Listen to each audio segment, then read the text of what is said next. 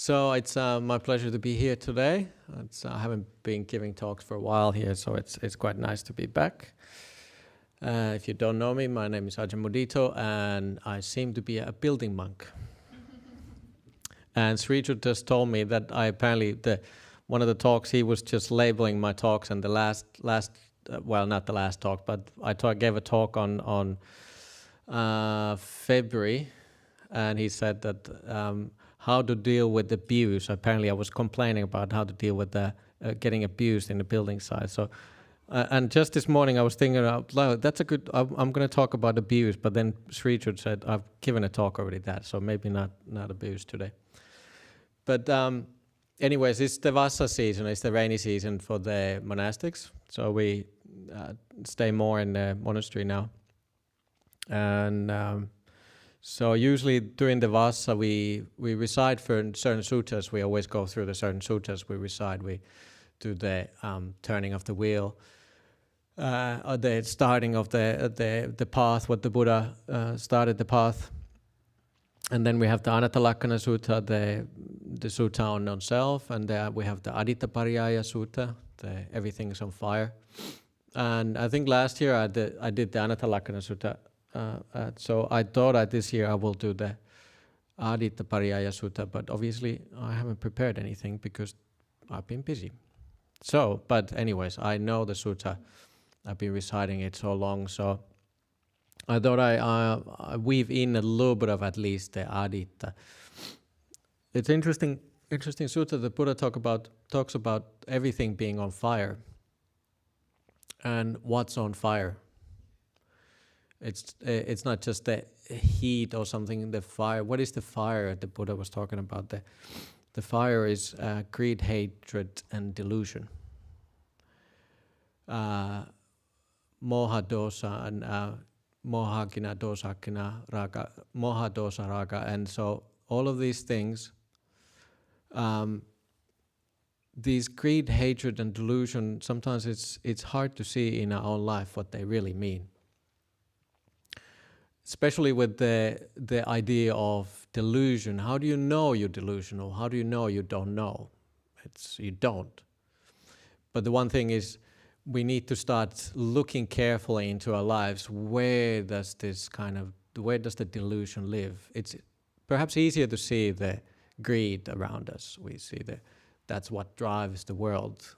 The world is on fire because of greed. It's easy to see the hatred, or it doesn't have to be even hatred. It's sometimes you could think of it all kind of discontentment. Whatever you look into your mind, whether you don't like yourself, you push away the idea of this is who I am. I'm always been like this, or even the greatest anger you get inside of you, or you have to tolerate. All of those things are part of the anger. So it goes from the tiniest greed to the biggest greed, and it goes from the tiniest little hatred, or whatever you want to put it, not being satisfied with something, to the mightiest of wanting to kill something, and we can see the wars are going in the world. So there is all those things are pushing the world. But then the idea of the delusion, like I said, it's a bit difficult. But actually, that's one of the key things why what we teach here quite often. And maybe you don't realize that, but the delusion is very deep seated in us, and it goes. The further you practice, more you practice, and more you start seeing where does this delusion live in. Last year I was talking about the anatta, the idea of non-self, and it's almost impossible to even think that we could live without having an idea of self. The idea of self is very, very, very deep-seated, and it manifests in many, many multiple ways. But slowly we keep chipping it away, that idea of self. And this, for me now, it's quite interesting. I being part of this building project, and I'm part of the team. And obviously, as a team, we sometimes frustrated with each other, and I get the sense of guilt quite often coming to me, because if I don't have perhaps so much anger, but I get really frustrated because things are not moving, and things frustrate me. So I try to push too much, and then you get the pushback when you try to push things moving, and then obviously as a sangha, part of the monastic community, I should be seen as upholding higher. Perhaps like people look up to us, or we should be upholding a higher standard. So I feel guilty about that. I feel guilty about pushing my team or the team I'm part with, or being frustrated. But the interesting thing is, Buddhism, we have to once in a while start chipping away in those things. So the idea of being guilty about something is one of the places where we live. We live in a guilt. It's you who's guilty. So for me, I'm always reminded of the Ajahn Brahm's wisdom, his teaching of that when you do something wrong, which is not even wrong, but even if you upset others and you don't really mean it, you were just busy, it's just all conditioning, and if the conditions are such, you get frustrated. And the best thing is, obviously, you try to apologize people. You say, look, I'm sorry, I lost my cool, I was busy, all those things. Or you try to, even if you cannot do that, you try to mend the bridges. We should be people who are rejoicing in harmony and rejoice in seeing people coming together. But that for me, so that's one of the things I can do. I can apologize. I'm sorry, I've been pushing too much. And after that, after the asking the forgiveness, because even as a monks, it's part of our rules. And I've taken really, personally, tried to take it into heart. I've been always taught that it's part of our rules that if the monastics do something wrong for the lay people, you should go into this. We have this interesting story in the sutta where the monk goes to a village, and the Buddha tells this monk who's done something wrong for the people in the village. He said, you should go and apologize to people. And if the monk, and the rule goes then, if the monk cannot go, well, then somebody should go with the monk. They should encourage the monk, and so they go together, this lay person, and ask forgiveness. If the monk still doesn't want to go, the other monk who's supposed to go in with the monk, they can go by themselves without the monk who is offended, and tell the lay people, look, the Venerable asks forgiveness from you, please forgive him, that whatever he's done to you. And sometimes I feel as monastics we don't do that enough. We are maybe put in a pedestal, and which is in a certain way it's good. We need to respect the sangha. Sangha has been upholding the Dhamma for so many thousands of years, but we shouldn't be put in a pedestal that we are above everything. The sangha should not be above any kind of law or any kind of reprimand that we couldn't be saying that we're doing wrong things. And if anything, I've been lucky that I live in this in a culture where we definitely don't get people don't hold back telling us. So in a way, it's nice because it keeps us humble. It's very easy to get, if we get put into a pedestal, it's very easy to start feeling special. Just that because you put robes on, it doesn't mean that you immediately you get the right on everything in life. So I try to hold into that ideal that even as a monastic, I should be humble and ask forgiveness. And once you ask forgiveness, it's like, okay, well, I've done my thing. I've sort of like, I recognize that I've done something.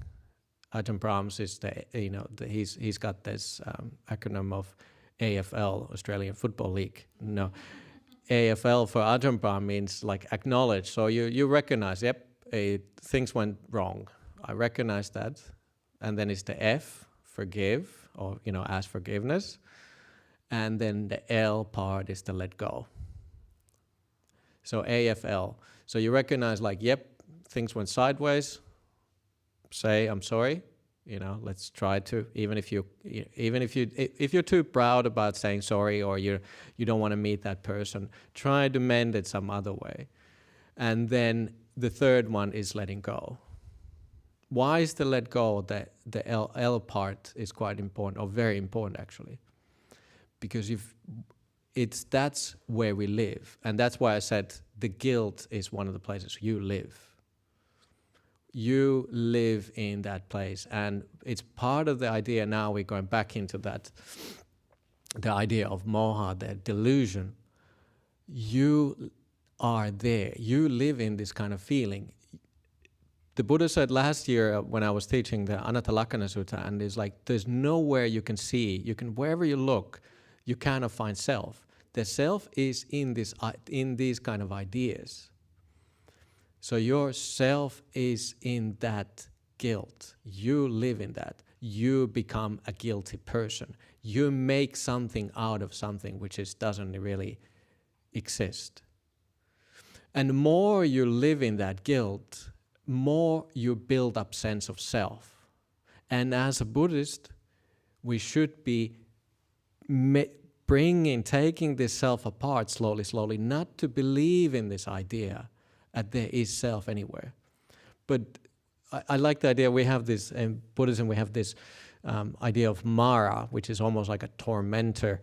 And the Mara lives in these kind of corners of your mind. So just recognize, Mara, I can see you. And when you see Mara, the Mara sort of wimps away and then says like, oh, I've seen, and it disappears. But be careful. Mara lives in this kind of nooks and crannies of the mind. That's where the Mara lives. So see it as a danger. Whether it's guilt, whether it's I don't think I'm worth of something. You're a worthless person. I'm a depressed person. Whatever it is. We tend to carry these ideas of self everywhere we go. So be careful with those ideas. So don't try to take the self out of that idea of guilt. Because quite often we have to have like a proper ways of taking this self apart. And it's all of these are part of the practice. Sometimes the loving kindness doesn't work. It's not strong enough. You haven't developed enough, or at that moment you think, yes, I should have enough loving kindness, but it doesn't work. So you just need to look at for the guilt, for example, differently. And even if you just see it as it's like, yes, I have guilt, you almost like label it. And you realize I've been carrying it everywhere. Just that fact helps you. And then when you have that little space there between you and the guilt, then you can put something into that space. And then where you can put that loving kindness, acceptance in there. Being at ease, being a bit more at ease with it. But if you don't have that space, if you are with that guilt, you cannot put anything into that space. So we need to have those little spaces between us and an idea of this is who I am. And it's a very, very practical. These things are very practical, and they're very visible. You can see them here and now. In Buddhism, we're developing a heart. We need to become a person which is able to let go. And the letting go quite often happens not just that, like, sure, maybe others haven't treated us just perfectly, but a lot of the letting go actually is letting go of the idea of self. Because it's a big burden you carry everywhere you go. And you can recognize it. I can recognize it in my own life. So it must be true for all of us. That everywhere you go, the only way the break you can take is go to sleep, perhaps, for many people, unless your meditation is really working well, or you have those moments of clarity. But until then, you live in this kind of weird world of delusion. You are delusional. So all of these things are part of the delusion. We are deluded that there is self. I remember Ajahn Brahm long time ago gave these talks about, you don't have to feel guilty. You don't have to feel guilty. I remember like 15 years ago, just before I became a monk, I remember listening to his talks, and he used to quite often repeat these things. You don't have to feel guilty. You don't have to be guilty. And I took it on board, but I took it on board wrong way. I took it on board that even if I fell off the wagon, so to speak, get back into the party wagon, that I don't have to feel guilty about it, even if I abuse somebody or I did something wrong, that I don't have to feel guilty about it. You do. You have to have a conscious, you have to have a certain kind of like wisdom with that non-guilt. So be a person who is aware, be a person who feels, to care about others, when your heart starts growing, when you become a person who is more accepting, don't think that you can just let go everything. Your kamma, we have the Buddhism, the idea of kamma or karma, that it follows you everywhere you go. So if you do abuse somebody and you think you can just get away with it, it doesn't work that way either. If you think that you can just get plastered with alcohol and there is no consequences out of that, because things do have consequences. So mindfulness works with this as well. Your precepts work with this as well. But if you are living the best of your abilities, you keep your precepts, don't abuse others, or don't take drugs and alcohol, which doesn't lead into clarity of mind, your sila, your kindness is good enough. Then you just have to say, okay, well, even then you can do wrong things, or people do wrong things to you, but even so, then at least you have your base is a lot better. At least you knew you came from the base which has more clarity. The delusion is not so strong. But if you become a person it's easy to fall into the trap of anger. That's part of the idea of what's on fire. People start avoiding you, and if you think the world is the problem, you are again delusional. The delusion really comes from that idea of sense of self. So the stronger idea, the stronger sense of self you have, the more you will suffer. It's not the world itself is not suffering. It is just what it is. You create the suffering into the world. And there's an interesting idea of Buddhism, or what the Buddha said, that if you don't follow kindness, if you're not, whether you call it precepts or kindness or having a morality, you are almost like a troublemaker. You make troubles for yourself, and you make troubles for other people, and you make troubles for both of you. So actually you are the troublemaker. But remember, it really starts from yourself. Yesterday we had the teens group here, and it was a bit awkward with with the young teens, and nobody's saying anything. Nobody even really look at me. And I'm here teaching 1 hour, trying to teach the teens, and it's quite interesting. But I was teaching yesterday healthy relationships, and it's very important for the teens, obviously, because the relationships are coming soon. But I was really trying to aim my when I was talking yesterday with the teens to aim the healthy relationships, to have a healthy relationship with yourself. So it really, the relationships, again, it's the same thing. It starts from you. You relate to the world.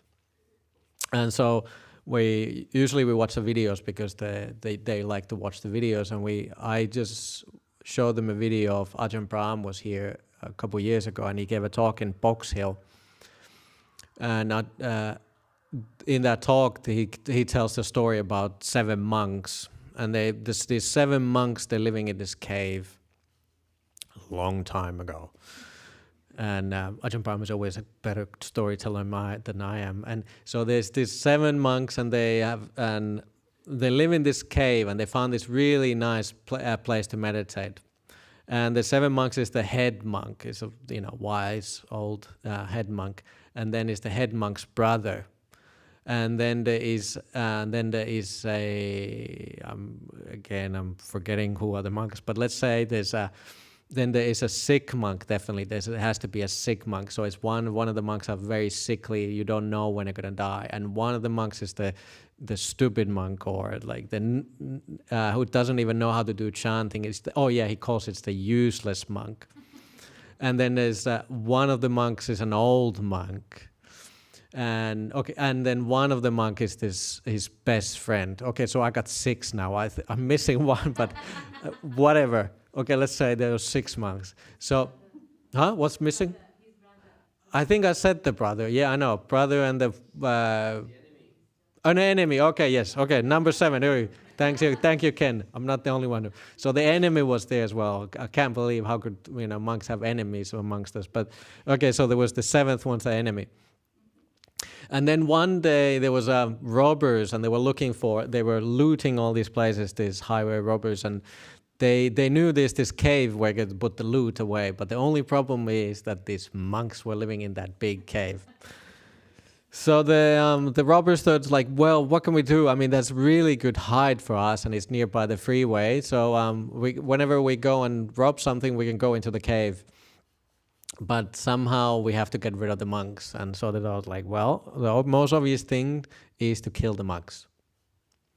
So they go and they storm into the cave, and the monks are there, and they said they take the monks in as a hostage and said, okay, this is ours now, and we're going to kill you all. And the head monk, who's a wise old monk, he says, oh, look, you don't have to kill us all. Look, we're not going to tell anybody that you actually are here. We just walk away peacefully. We go in a different part of India, and you will never see us again. And we keep our promise. We don't tell anybody. But the robbers said, no, we cannot take that, your word for that. And robbers, anyways, if your sila is not good, your morality is not good, you don't believe others either. And when your morality is good, well, then you tend to believe. But obviously these robbers didn't have a good high morals. So they said, okay, well, just to show you that we mean business, we have to kill one of you. And just so you, as an example, and the others, if you don't keep the word, we will come after you and kill you all. But at least we have to kill one of you. So they told the head monk, okay, you have to decide who to take. Who are we going to kill? So the head monk thought about it, like, what am I going to do? I have this dilemma. One of us has to die. So that's the question. And I paused the video yesterday with the teens, and I said, okay, well, let's do this.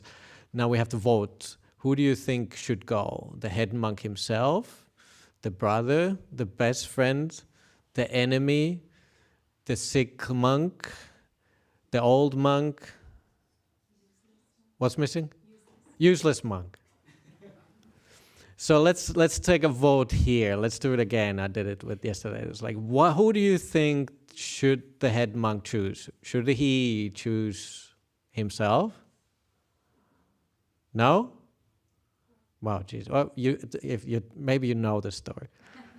So, okay, you say don't choose himself. Well, what about I always think the sickly monk who's about to die anyways. Well, I think that should go. Like, it's almost like It's almost like euthanasia. Anyways, is it? He lived a long life. He's sickly. Who knows? He might go tomorrow. Maybe we should choose him. Should we take that one? Well, at least one, yes. Okay. The old monk. What about like old monk? The old monk had a long life already, and it's the same like the sick monk. Who knows with old people? You might break your hip tomorrow, and that's it. You'll get a pneumonia, and you're gone. Should we choose the old monk? No, we can't even take the old monk out. Useless monks are usually pretty useless. If you get that one, like who cares? They don't even know how to, tell the Dhamma or do the precepts or do chantings. Like useless people, do we get rid of those? Yes. Oh, well, we'll get one. Yeah, get rid of the useless people in the world. Obviously, like the brother and the best friend, those are a bit difficult. But maybe the best friend say like, "Well, okay, you don't take it." But that is exactly right. I mean, I'm sure maybe many of you heard this story. Yesterday, anyways, the teens said, okay, the teens voted. I remember 8 votes went for the head monk himself. So that got the most votes. So the teens thought the head monk should choose himself. Who should go? Who should die? And they thought, okay, yes, he should sacrifice himself, obviously, because he's deciding. And then 4 votes went to the sickly monk who was about to die. Anyways, euthanasia. And then we played the second part of that when I paused the video. And then the thing is, the moral of the story is that basically the head monk cannot choose. And why the head monk cannot choose? It's because his love, his care is the same for the brother and the best friend and the old monk and the sickly monk and the stupid monk and the enemy. His loving kindness is the same that is for himself. It's no difference. And I think it's a really good story because quite often we tend to say we sacrifice ourselves, right? Especially mothers tend to sacrifice a lot. I guess women tend to have sacrificing that you have it with you anyways, perhaps more than us men. But we tend to sacrifice ourselves. And I can see it for myself. I'm a bit of that kind of leaning person. I put a lot of effort into this building project and I take it very personally. I tend to, and it comes from this idea of sacrificing. It's hard for me to just share the responsibilities. I take as much as I can into my own shoulders. But so always remember, don't sacrifice yourself more than anybody else. I mean, we are no better, no worse than anybody else, but we're not the same either. It's just the basic Buddhism. Otherwise, you are delusional. If you think yourself, there's one seat in the front. If you think yourself better or worse, or even the same, that's part of your delusion. All of those things are wrong way of looking yourself. So that's the idea of this story, and it's a nice story, and it is like sort of makes you think, and stories are nice because you remember them. That we tend to put ourselves either above everybody else. And it's interesting where this Mara lives in this kind of thing. So sometimes we help somebody and we are better than them because we are helping them. It doesn't come from that, the idea of karuna, that compassion doesn't come from a place of just selflessness. Quite often this helping comes from an idea that I'm better, I should be helping you, that you are somehow unable to take care of yourself. It doesn't just come out of really from kindness. And again, I would say the Mara lives in those nooks and crannies, those kind of like little on the corners of your mind which you haven't shined the light yet. So try to shine the light in those kind of little corners of your mind where you live. But the light should not be harsh light. You should have that acceptance. acknowledgement is a nice word, the AFL. The acknowledgement is a really nice, because it's quite a neutral way of looking at it. It's like, I acknowledge that. I acknowledge that I have that thing where I live in that dark corner, and I don't dare to acknowledge it. I don't dare to look at it. So try to have neutrality in your mind, and look in those corners like, I live in a guilt. I live in sacrificing. I live in those kind of places, or me lives there. And when you do that, when you shine that kind of light, that kind of accepting, acknowledgement in there, it's not so bad. The boogeyman or boogie girl, it's not actually that scary. Don't be scared of that. Be brave, and don't feel guilty about it when you find out that that's where I've been living. So it's part of the path. The path is a path of liberation. And the liberation, what does the liberation feel? It feels nice. It feels sort of like you can let go something. So this is part of the Eightfold Path. All of these things, what we are trying to teach and all we practice and we all going there together. Why is the Eightfold Path the path of liberation? Because it just feels like you're letting something go. You're letting go the idea of guilt. You're letting go the idea of sacrificing. And it just feels nice. So the happiness, what we are finding in this path, is not a happiness of going into the parties or that kind of thing. What we're finding, that's the greedy part of happiness. The greed, again, I mean, the greed can live in many different forms in your life. The greed, it's okay to have a greed, but the greed, that's not a really good way to say it. It's okay to want certain things, but want happiness, want freedom. That's what you should be wanting. I want to not to have this strong sense of self. And we always think that if you have a strong sense of self, we become like big-headed. It's actually the strong sense of self quite often lives in these ideas of guilt, sacrificing, negative ideas. If you have healthy relationship with yourself, you should have a relationship with somebody who is at ease. That is a really nice relationship. And then from there, everything else flows a lot more naturally. And that's part of the path, what the Buddha was teaching. This is the Eightfold Path. And all these things, what we are learning, loving kindness, generosity, acceptance, non-self, all of these things, they help us and they become you. You become a person which is more at ease. You become a person which is more generous, which is overriding the sense of greed. I want things around me. You are making things, padding yourself into a bigger and bigger. So this, let's say the generosity doesn't, obviously sometimes you have to force yourself to be generous. You have to start somewhere. If you are a person who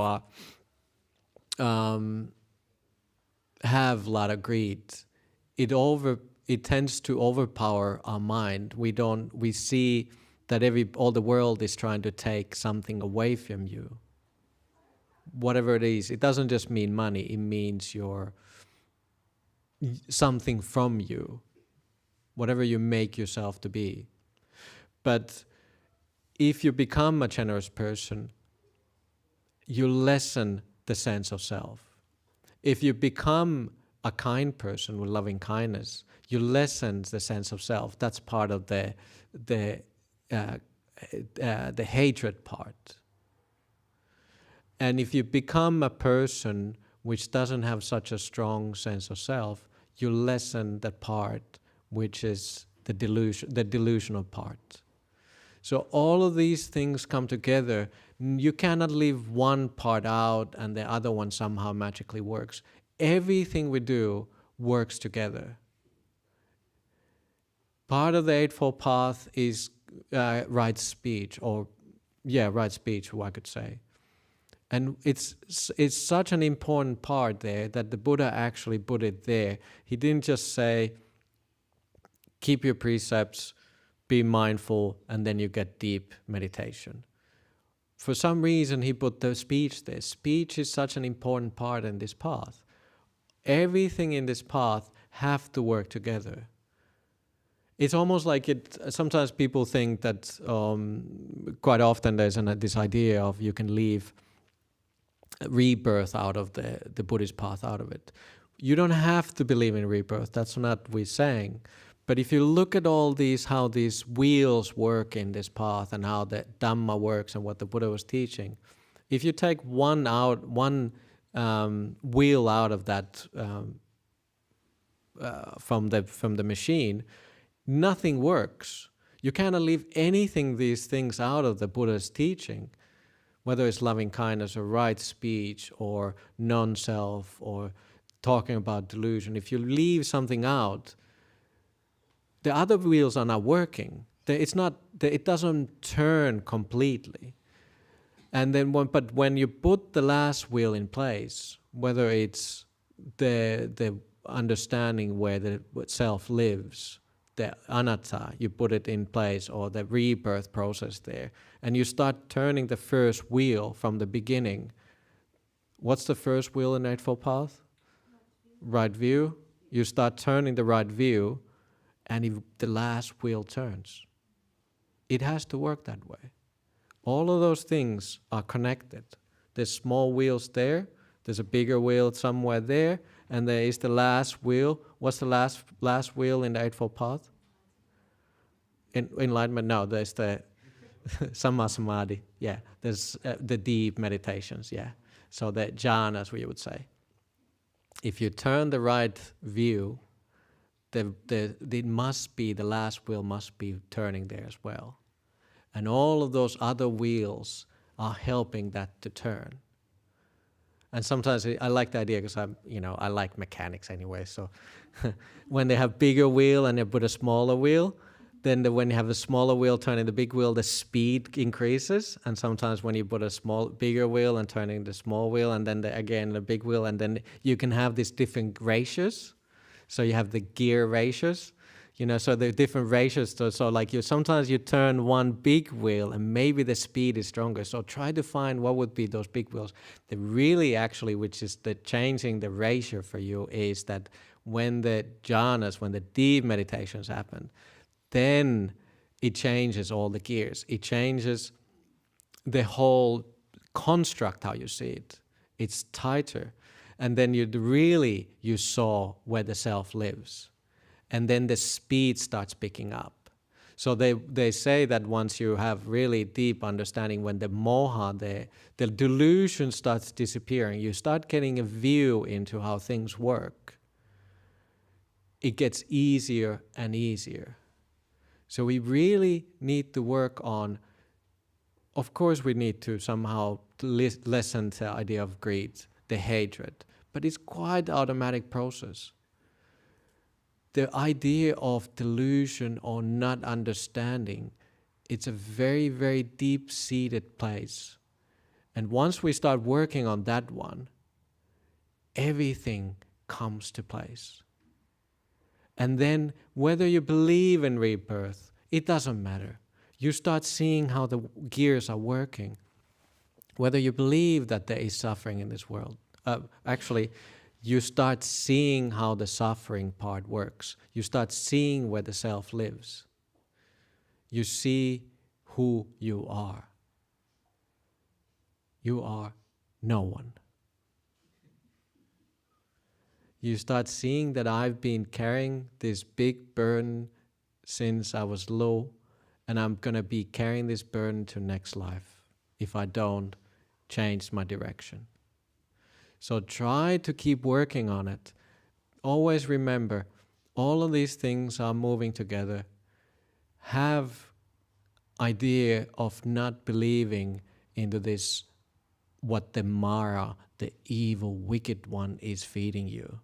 Have a little bit of distance, have that little distance, and then you can put something into that space. And I think that's enough for today. Sadhu, sadhu, sadhu.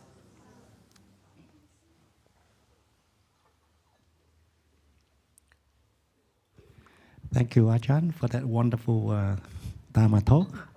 I'd like to remind about IFL. And now we have a Q&A session for about 15 minutes.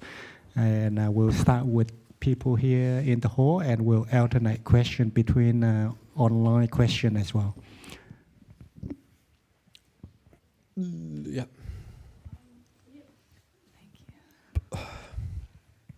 Thanks for your talk. I really enjoyed listening to that. Yep. I had the pleasure recently of listening to an old recording of yourself and Ajahn Brahm in WA, talking about some of the common myths in Buddhism. And it will relate to your talk as a question. And he said one of the myths was that all paths lead to the source. And it got me thinking then, as you were talking, about how we label things as a self and give them an identity that is beyond the reality it truly is. So then I got to thinking, well, if eventually we transcend all the things we give a name to, an identity to, and even transcend the idea of Buddhism as an idea itself that leads us to the other shore, could it be true that all paths lead to the source?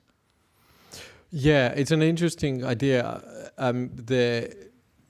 The thing is, you chip away slowly. You don't just like let go everything at once. It doesn't work that way either.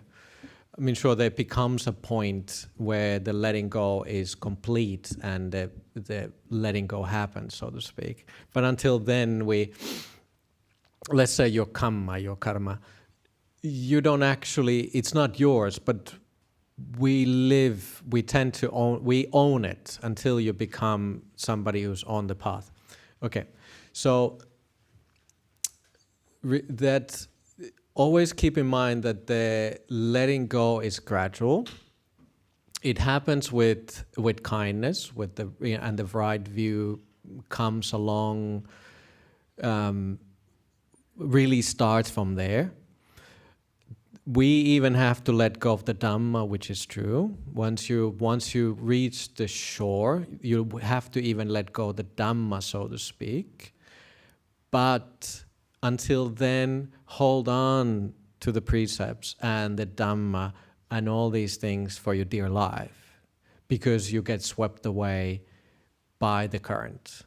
So once you go to the other side, this is a bit poetic if people don't know it, but it's basically just like we hold the Eightfold Path as a raft.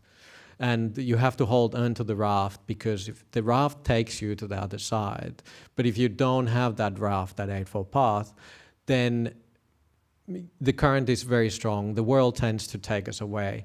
Will all paths lead to the same direction? No. The reason why we cannot say that, I mean, it could be it's a big topic, but for example, let's say you just have good morality and you don't have any of these other ideas. I'm just a moral person, and there's a lot of people who have good morality, they're kind people and all that, but again, it harks back into the basic idea of Buddhism. Like, if you don't have the right aim, you're not really that, like, all of this is leading to disappearing, to the Nibbana, to the end. If you don't have an end goal here, well, it cannot lead you into the same place.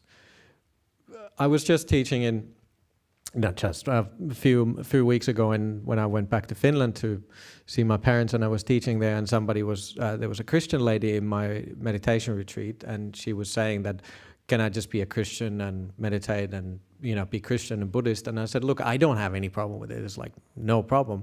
But our end goals are different. Your end goal here is to, if you say you're Christian, your end goal is to go to heaven. And so our aim is different. So it cannot be that all the path leads the same direction, because you're as a Christian, it's like, I'm not saying I couldn't tell her that your path is wrong. It's just a different path. So the Christians, they lead to one direction, and if whatever you take your path to be, that's where it's going to take you. So that's why we have to start from the beginning of the Eightfold Path, and we start getting that path more and more straightened, so to speak. So once you have your straight in your way, you are leaning towards the Nibbana. But it cannot be that all the paths lead to the same place. It just cannot. If your aim is different, of course that's where the arrow goes. That's where you shoot. But if you shoot towards, it's difficult sometimes to see which way is really the ending. But we sort of like more or less get it that direction. At least as a Buddhist, like, that we have to have the end goal. If it's whatever your goal is, there is no, like I said, we cannot judge that there is wrong way or the wrong end for others. But you always, one thing which is from Ajahn Brahm, and I think is a good question, whatever you think you want to aim to, you always have to ask, and then what? So even if the idea of heaven, I'm not saying it doesn't exist. In Buddhism we have that, but it's always still, and then what? I go in the heaven, and then what? It almost becomes this kind of like, well, there's nothing that after that. No. But or if you have an idea that I just live here and then I don't exist, it's a weird idea, because then what would be that nothing matters really. Okay, sure, you can just be a moral person, but it cannot lead that way of living that there is beginning and end, and there's nothing before that or after that. It's such a weird concept that your direction again is not corrected, because if you take that idea of this rebirth out of this process, your direction is again wrong. You just okay, let's put it this way I'm struggling to explain it, but you don't understand what the suffering is. The suffering really, you have to start seeing the suffering here and now. The suffering is present at this moment. And that's why you start seeing that it has to be the same, whether before, let's say not just tomorrow, yesterday or day before yesterday, but since I was born and before I was born. And this suffering process just continues and continues. So our aim has to be end the suffering. So that's our aim. Whether, it's hard to, people don't understand what Nibbana means, and it's difficult to explain it. But if you take your end to lessen suffering and end the suffering at the end, well, then whatever remains, or however you get there, sure, it doesn't really matter how you get there. But if the suffering is that, I can see suffering and I'm leaning towards end of suffering, those little nuances how you get to that point, it doesn't really, are pretty much the same.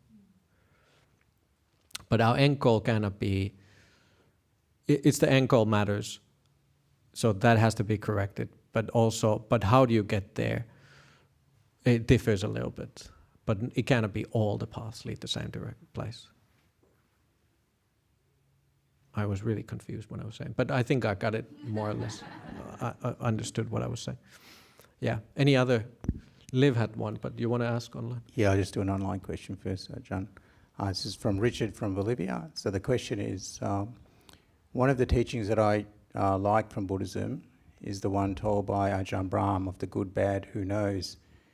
but I use it only when I can't find anyone responsible for my misery. But can I use it also when I'm responsible for my own misery? Good, bad, who knows? Well,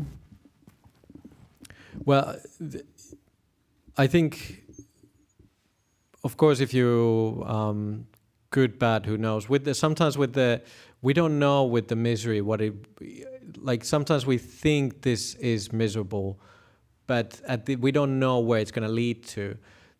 Sometimes these things in life, what we have to go through, the suffering and all that, somebody abuses us, hurts us. Well, because of that, we know what being hurt feels like.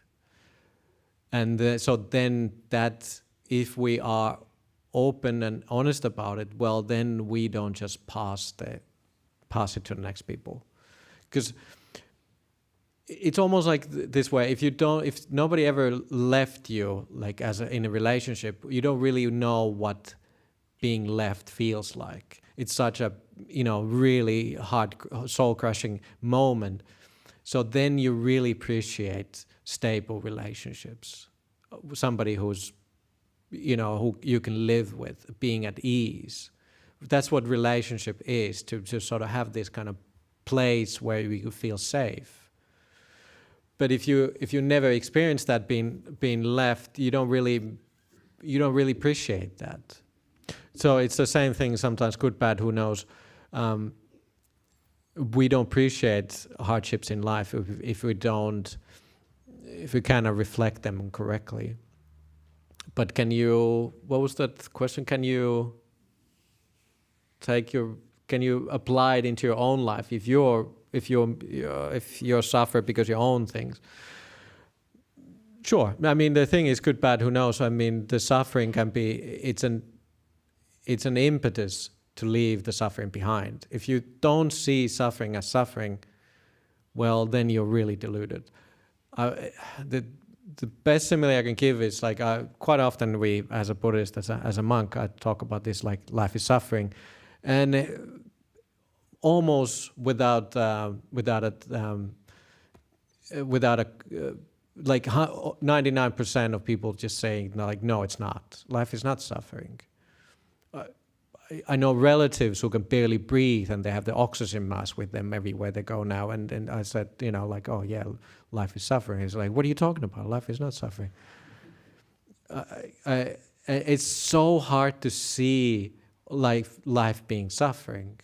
It's so difficult. It's so like, life is here to be grabbed. Anywhere you look, you start seeing more and more life is suffering. So good, bad, who knows? All this good, bad, and you don't really know how it's going to be clarifying your own way, own understanding. So just see this as something which purifies your aim. You start leaving it behind. Because of the suffering, we need to find a way out of the suffering. It will push you out. That's why Buddha left himself, went looking for what's the point of all of this? And that's how he got the Eightfold Path, because he had to leave the world behind and start looking for something, because something was wrong in this life. If it's happiness, well, how come I'm not experiencing all this happiness all the time? So that's why the Buddha went forth to look for it, and he found it. So yes, your own miseries. Yeah, who knows? Sometimes it's good to look at it carefully in your own mind. Well, that was pretty miserable. Liv, did you want to say something? It was Liv. Did you? Oh, Dr. Chai. All right, I'll put my hand up. Yeah, okay. Yeah.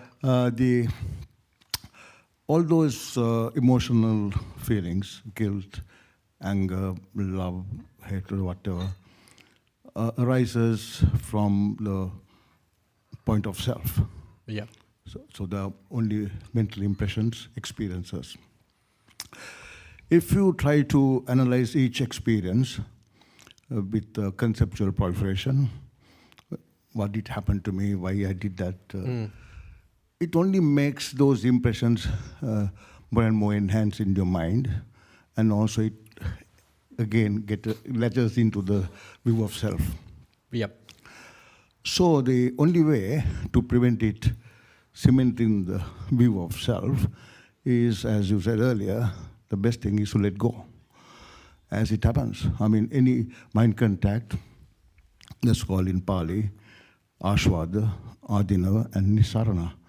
That is, there is a contact, then do quick analysis, and then you have to let go. If you do not have that feeling, letting go way of doing it, then you develop conceptual proliferation, papanya, and that is where the self is created and more enhanced.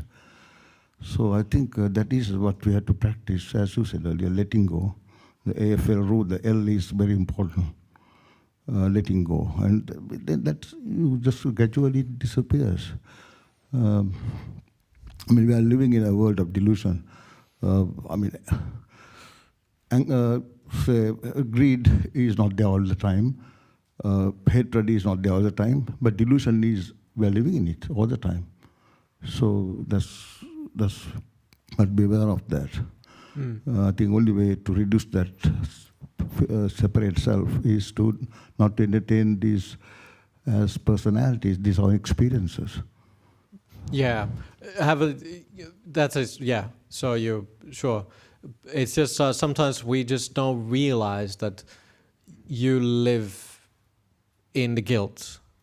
You don't realize that I live in this being a victim. I'm a victim, and then I am. There is things which the abuse have happened, but the more you dwell on it, more you look into it, the I becomes very, very strong, and then you go everywhere with that idea. Yeah. Liv, did you want to say? Yes. Cora, yeah. Sorry, no, I'm sorry, Cora. No, look, I'm just contemplating what you're saying, Bhante, and I find that a very helpful suggestion that we reflect upon those parts of the mind. I think many of us have got dominant experiences in terms of feelings and so on because of our karmic background. So I guess it's a comment that the role of reflection is really important in our practice. Yeah. And I guess the best way, and I mean it's probably something that happens anyhow, it is when we have a certain level of mindfulness, there's much greater clarity, isn't there, in terms of reflecting, and we can see patterns of ways of thinking. Do you have any comments to make about, the process of reflection? The thing is, we don't realize, but it's almost like the same thing, like that pattern of I am. So you once in a while just try to look at it a bit more, like, who am I to say that? Just put your foot down once in a while. The thing is, the nice thing about this is that once we hear these teachings and we keep at it, we keep listening to it, it enhances there, it stays there. So the best thing is to listen the Dhamma, listen the good teachers. It's really the word of the others, which enhances that. But the reflection is, it should be, try to have more and more constant of this idea of stopping and not believing into that sense of, but who is talking, to see that kind of like Ajahn Brahm simile of seeing it as a movie being projected on the screen. That, sure, of course, it will be easier when you have a mind which is more at ease. That it's less like whatever the calm mind means. It's more like you have to understand the calm mind is this kind of like, I'm content. I like the word content, because when you're content, then you have more equanimity. This contentment, equanimity go hand in hand. Then you can just look at this like, well, this has been happening in my life. And then that's sort of actually, that the mindfulness works really well in those kind of places, times. So hopefully everybody, if you want to have those things, keep coming to the Buddhist Society, listen to monks and nuns, go into the one-day retreats, and hopefully we soonish the retreat center is coming to an end. And so we have a retreat center to come to and reflect, and you have a comfortable place there to stay, and you have a more like peaceful environment and all that. But day-to-day life, try to have a little bit of distance. Just add into that, like I said, once in a while is just sort of like, I've been too critical of myself, and just that wisdom sets a little space there where it's like that, when you can set a little bit of more neutrality, kindness into that space. So it's very important. So keep at it, yeah. Thanks, Ajahn. I've got one more online question here from Sri Lanka. How can someone be kind and helpful to someone in need, but still avoid not getting too involved in and mentally suffer in the process? Well, I mean, it has to go hand in hand. It's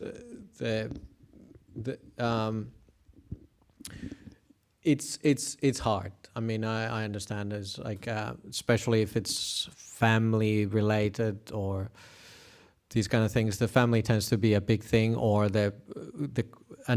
and then again it's the work people, because you're surrounded by them, and then it's always who you're dealing with all the time. It's harder to let go around the people who are closest to you, because you are dealing with them all the time. So, but how not to be involved with it, it's difficult. It really is. I mean, because sometimes you see the suffering in your family, and it's hard not to. You cannot not care. That's the idea. Maybe is the better way of saying it. But you have to try to develop in a sense that like these people, even if they are our family, they are their own individual personality. They are going on their own path from being born to the death.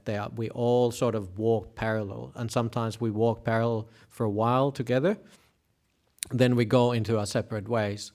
So we need to try to start to see each other as just more in a sense like it was in the story, that you cannot have difference between your brother or your enemy or somebody who's sick, that we are just walking along parallel for a while, even if they are our families. You see that, yeah, they're suffering, but they are just people, individuals like us. They're no different.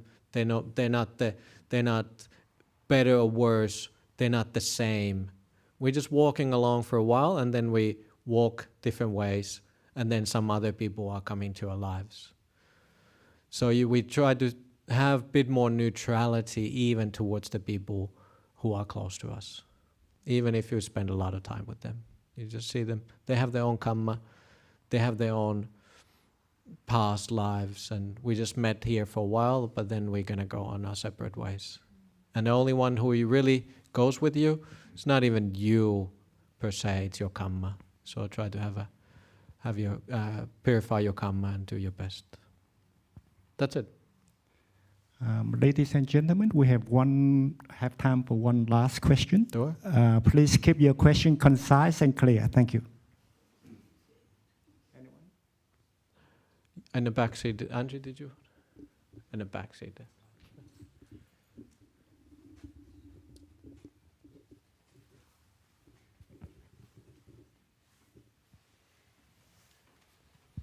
Morning, Ajahn. Thank you for your Dhamma talk. Very interesting.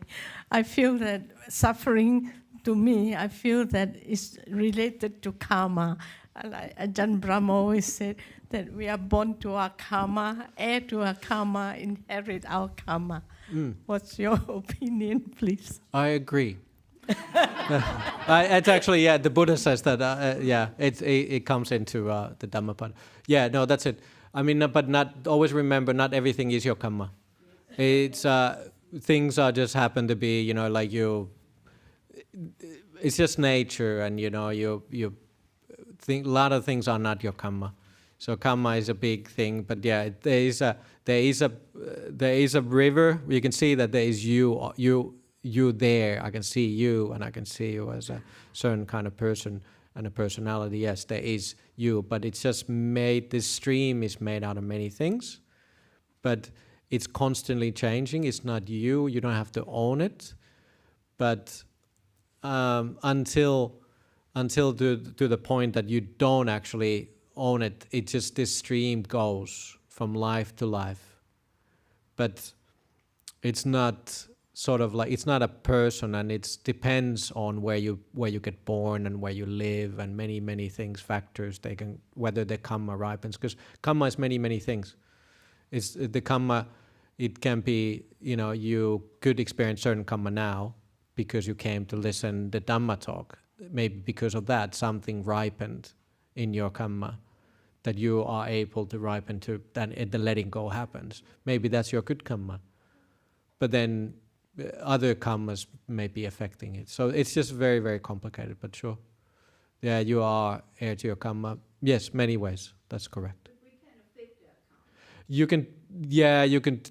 You can affect it, of course. Yeah, it's almost like you dilute it in a sense. So it won't disappear, but the dilution. But then, yeah, mindfulness affecting it, mindful, Eightfold Path, kindness, all kind of things. Yeah. Otherwise it'd be fatalism. It's not fatalism. No. You can affect it, yes. Thank you.